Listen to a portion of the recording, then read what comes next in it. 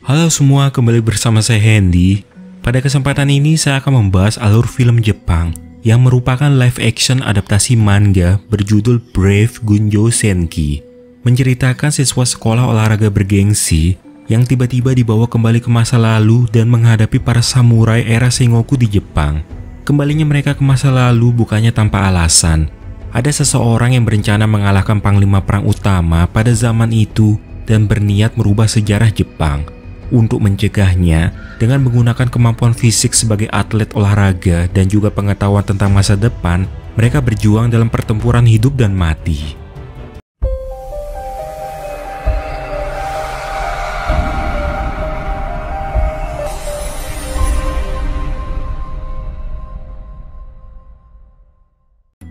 Film dimulai di sebuah sekolah, di mana saat itu cuaca buruk sedang melanda kota.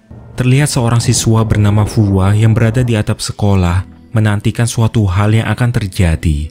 Tepat ketika halilintar menyambar, muncul cahaya dari langit yang terhubung dengan sebuah batu suci di tengah sekolah. Tanpa ragu, Fuwa pun melompat ke arah cahaya tersebut, yang seketika itu menghilang dengan membawa suatu tujuan. Setahun berlalu di sekolah yang sama, memperlihatkan seorang siswa bernama Aoi dari klub panahan yang sedang berlatih bersama sahabatnya Haruka. Walau ia sangat berbakat dalam memanah, tapi Aoi tidak pernah serius dalam pertandingan. Karena itu, ia sama sekali tidak memiliki ambisi untuk menjuarai turnamen. Namun ada suatu fenomena yang terjadi pada hari itu yang membuat kehidupan seluruh murid SMA Seitoku berubah. Sama seperti kejadian setahun lalu ketika Fuwa menghilang. Halilintar yang menyambar batu suci telah menghancurkan segelnya. Hujan yang turun pun tidak seperti biasanya, di mana airnya berwarna merah dan terasa hangat. Dari dalam tanah begitu banyak serangga bermunculan yang menyebar ke seluruh sisi sekolah. Semua murid tampak panik melihat peristiwa aneh ini. Tiba-tiba saja sekelompok samurai muncul di hadapan mereka yang seketika membunuh setiap orang dengan begitu kejam, tak terkecuali para guru. Aoi dan Haruka pun nyaris menjadi korban serangan, tapi sahabat mereka yang bernama Kouta dari klub kendo datang untuk menyelamatkan mereka. Anggota klub panahan telah habis dibantai dan menyisakan Aoi dan Haruka. Jika melihat baju zirah yang dipakai, Aoi menduga kalau para samurai yang menyerang mereka berasal dari zaman Sengoku. Sementara di tempat lain, seorang panglima perang yang bernama Matsudaira Motoyasu mendapat informasi ada kastel aneh yang telah muncul di dekat desa Yokone. Mereka belum mengetahui kalau kastel yang dimaksud sebenarnya bukan benteng, melainkan SMA Seitoku. Di saat keadaan sekolah semakin kacau, para murid banyak yang menjadi korban. Para anggota klub sekolah tidak tinggal diam. Klub olahraga di SMA Seitoku terdiri dari murid-murid terbaik yang selalu menjuarai turnamen olahraga di seluruh Jepang. Sekuat tenaga mereka berjuang menghentikan amukan para samurai. Namun, Aoi yang tidak pernah percaya diri dengan kemampuannya selalu ragu dalam mengambil keputusan. Hal itu membuat Haruka sahabatnya merasa marah padanya. Sebab jika Aoi terus saja bimbang, semua kawannya akan terbunuh. Jadi, ia berharap Aoi bisa bersikap tegas. Beberapa waktu kemudian, seorang panglima perang bernama Yanada Masatsuna mendatangi mereka. Ia meminta para murid menyerahkan sekolah yang disebutnya kastel. Karena jika tidak, maka mereka semua akan dibunuh. Berkat roket yang ditembakkan oleh klub sains, Yanada memerintahkan pasukannya untuk mundur. Terlebih lagi setelah mengetahui Motoyasu dan pasukannya juga sedang menuju ke sana. Tapi mereka tidak pergi dengan tangan kosong. Dengan menculik beberapa murid, Yanada ingin menjadikannya sebagai sandera. Para murid sama sekali belum mengetahui apa-apa tentang situasi yang sedang mereka hadapi. Melalui drone, mereka akhirnya menyadari kalau di tempat itu hanya ada SMA Seitoku, sedangkan kota tempat tinggal mereka telah menghilang. Beberapa waktu kemudian, Motoyasu bersama pasukannya tiba di sana dan langsung menangkap para murid. Karena Aoi merupakan siswa yang maniak sejarah, maka ia memberitahu semua kawannya kalau saat ini mereka berada di era Sengoku, yaitu tepatnya pada tahun 1560 sebelum pertempuran Okehazama. Pertempuran ini terjadi ketika Oda Nobunaga masih berusia 27 tahun dan belum dikenal luas menyatukan negeri setelah memenangkan zaman Sengoku. Bukti yang menunjukkan mereka berada di era Sengoku, yaitu Panglima Yanada Masasuna yang menyerang mereka merupakan salah satu pengikut Oda Nobunaga. Dan sekolah mereka juga berada dekat dengan situs sejarah Okehazama. Selain itu, pria yang mengurung mereka saat ini adalah Matsudaira Motoyasu, yang nantinya dia akan menjadi Tokugawa Ieyasu. Jika bergerak tanpa rencana, maka mereka akan terbunuh. Karena itu Aoi bersama Kouta berniat mengajak Motoyasu berunding. Rencananya mereka ingin menjalin suatu kesepakatan. Aoi yang mempelajari sejarah tahu kalau Motoyasu diperintah oleh Imagawa Yoshimoto untuk membawa perbekalan makanan dan senjata menuju Kastel Odaka. Tapi untuk mencapai tempat itu, maka mereka harus menyerang salah satu dari 2 benteng Oda yang memblokadenya. Jadi sambil menyerang benteng Marune dan menarik perhatian pasukan Oda, mereka bisa mengantarkan perbekalan dengan lancar. Kouta berusaha meyakinkan Motoyasu kalau mereka bukanlah musuh. Tujuannya hanya ingin menyelamatkan rekan mereka yang ditangkap oleh Yanada. Itulah kenapa mereka berharap semua siswa dibebaskan terlebih dahulu. Terlebih lagi, mereka datang dari masa depan.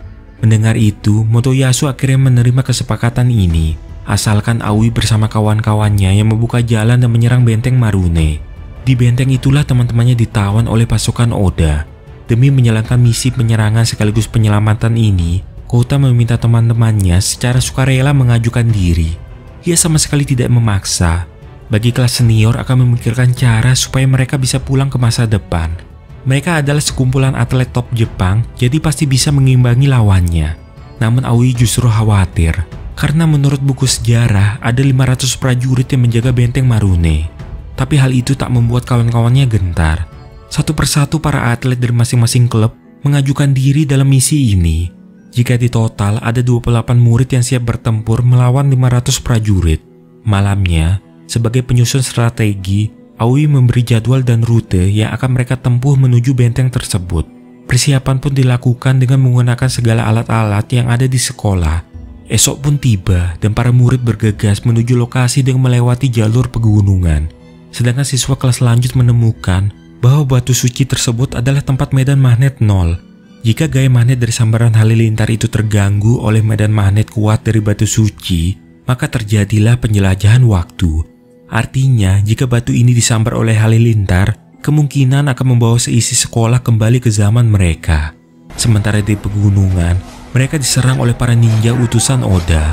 Beberapa siswa pun kembali berjatuhan, tak terkecuali Haruka yang juga diburu. Tapi Kouta berusaha menyelamatkannya, sedangkan Aoi masih saja takut dan ragu untuk melepaskan anak panah. Hingga akhirnya, Kouta yang berjuang sendirian harus tewas terbunuh setelah dikepung oleh para pasukan ninja. Aoi pun melawan rasa takutnya dan berhasil mengenai salah seorang ninja yang menculik Haruka. Namun, itu saja belum cukup untuk menyelamatkannya. Melihat Kouta yang sudah tak bernyawa lagi, Aoi sangatlah menyesal. Akibat keraguan-raguannya, ia jadi kehilangan sahabat terbaik yang selama ini melindunginya. Sebenarnya, Kouta dan Haruka adalah teman semasa kecil Aoi yang selalu mendukungnya. Oleh sebab itu, mereka berdua adalah teman yang sangat berharga bagi Aoi. Melihat Aoi yang bisa sangat sedih atas kematian satu orang, membuat Motoyasu merasakan keberanian di dalam diri Aoi. Ia yakin bahwa peperangan di negeri ini akan berakhir kelak dan berniat menciptakan dunia damai tanpa peperangan. Sementara Haruka, ia dibawa dan dikurung bersama sandera lainnya oleh Yanada. Ternyata identitas Yanada yang sesungguhnya adalah Fuwa, yaitu siswa senior yang setahun lalu dinyatakan menghilang. Ia tidak menyangka seluruh warga sekolah akan muncul, dan tujuan Fuwa pergi ke zaman Sengoku yaitu untuk merubah dan memperbarui sejarah dengan cara memanfaatkan Nobunaga. Keesokannya Motoyasu berpesan pada Aoi dan kawan-kawan untuk tidak menyia-nyiakan satupun nyawa. Jika serangan kilat mereka berhasil, maka perbekalan juga akan sampai tujuan.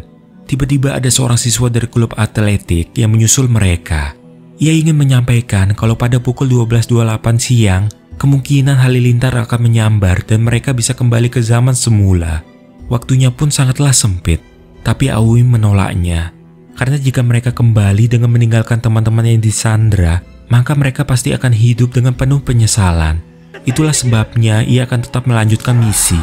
Di zaman Sengoku tidak ada yang namanya American football, bisbol dan juga tinju. Tentu pihak lawan tidak bisa memperkirakan kekuatan mereka. Dengan memanfaatkan hal itu, mereka akan memperlihatkan performa terbaik dari atlet unggulan. Serangan akan dibagi dalam 3 tim.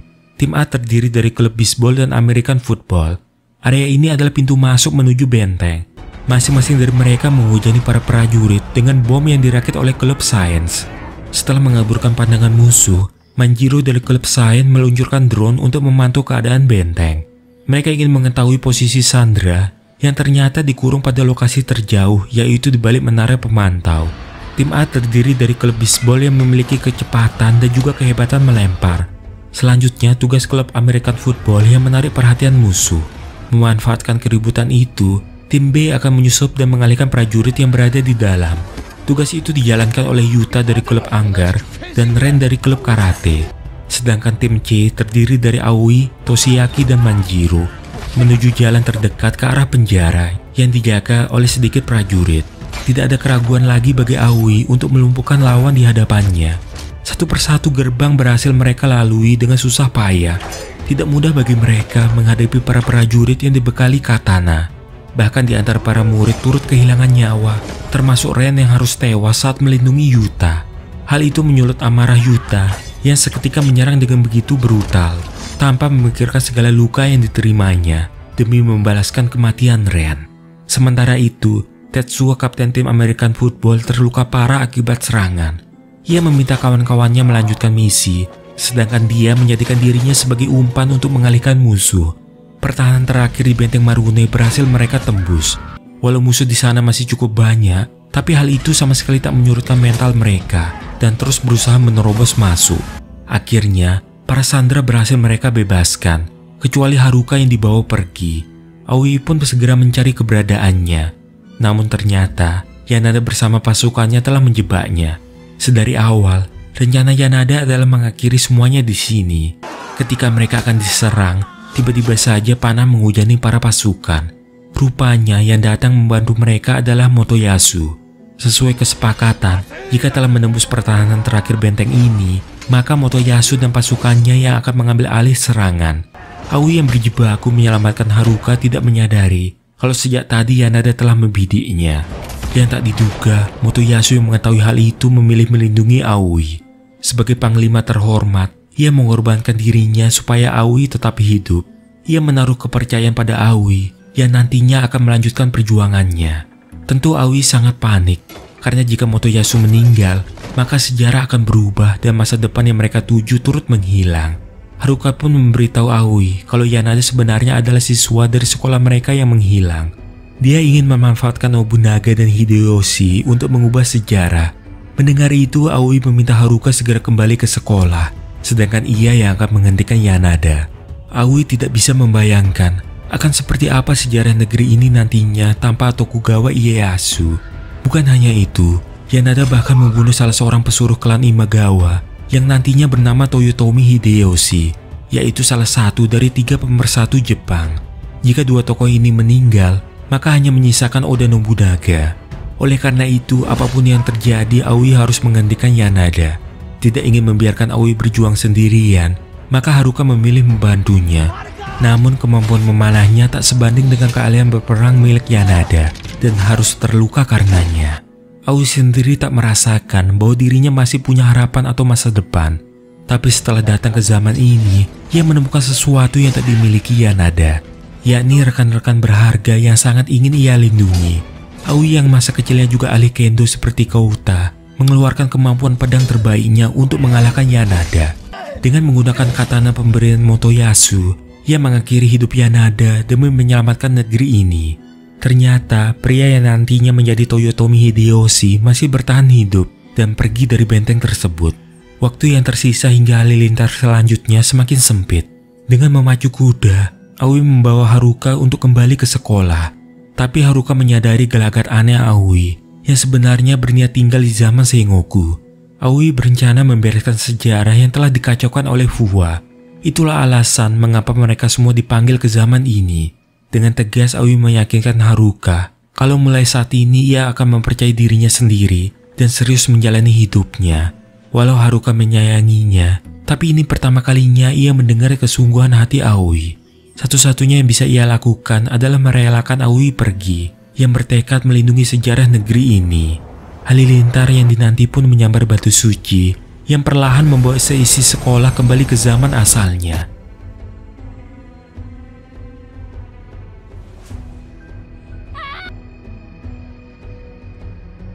Tinggal di masa lalu telah merubah kehidupan Aoi. Aoi yang saat itu menggandakan peran Motoyasu secara khusus mendatangi Nobunaga untuk mengajaknya bersekutu.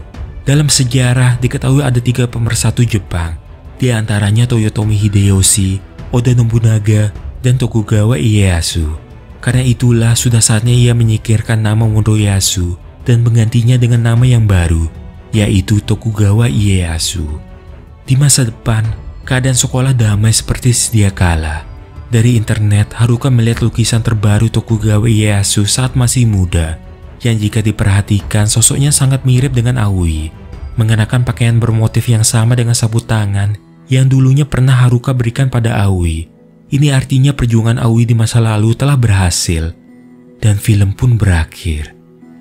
Tentang arti kata sepenuh hati, yakni tekad mempertaruhkan nyawa demi melindungi orang yang berharga bagimu.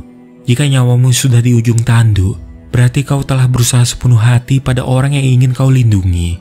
Pikirkanlah apa yang kau percaya, supaya itu bisa menjadi cahaya yang akan selalu menuntunmu.